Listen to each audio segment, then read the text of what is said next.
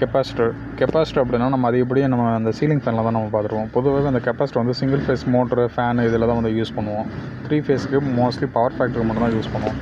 இந்த கெப்பாசிட்டர் கிட்டத்தட்ட நிறைய டைப் இருக்குது. கெப்பாசிட்டர் டைப்புன்னு பார்த்தோம்னா சூப்பர் கெப்பாசிட்டர், டெண்டோலம் கெப்பாசிட்டர், செராமிக் கெப்பாசிட்டர்னு இருக்கும். ஆனால் இந்த மாதிரி கெப்பாசிட்டர் மோஸ்ட்லி சர்க்யூட் போர்டில் தான் நம்ம நிறையா பார்த்துருப்போம். ஆனால் நம்ம இப்போ மெயினாக பார்க்க போகிறது அந்த ஃபேனில் இருக்கிற கெப்பாசிட்டர் பற்றி தான் பார்க்க போகிறோம். பொதுவாக இப்போ சீலிங் ஃபேனில் கெப்பாசிட்டர் எப்படி யூஸ் ஆகுது அப்படின்னு பார்த்தோம்னா, ஃபஸ்ட் நம்ம சப்ளை கொடுத்தோன்னே கெப்பாசிட்டர் போய்ட்டு கெப்பாசிட்டர் வந்து சார்ஜ் வந்து சேவ் பண்ணதுக்கப்புறம் தான் சப்ளை வந்து குறையும் போது அந்த சப்ளை வந்து சேவ் பண்ண எனர்ஜியை திரும்பி பூஸ்டப் பண்ணி ஃபேனை வந்து ரொட்டேட் பண்ண விடும். இதுதான் கெப்பாசிட்டர் வந்து ஃபேனில் ஒர்க் ஆகிற பிரின்சிபல். கொஞ்சம் டீட்டெயிலாக சொல்லணும்னா, நம்ம ஃபஸ்ட்டு ஃபேன் சுவிட்ச் ஆன் பண்ணோன்னே சப்ளை போகும். எங்கே போகும்னா கெப்பாசிட்டருக்கு தான் ஃபஸ்ட்டு போகும்.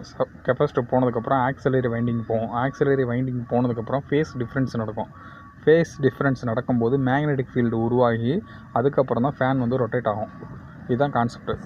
சம்டைம்ஸ் வந்து ஃபேன் ஸ்லோவாக ஆச்சுனாவே நம்ம அதிகபட்சம் என்ன பண்ணுவோம், கெப்பாசிட்டர் மாற்றுவோம். அது ஒரு ரீசன் தான், மெயினான ரீசன்.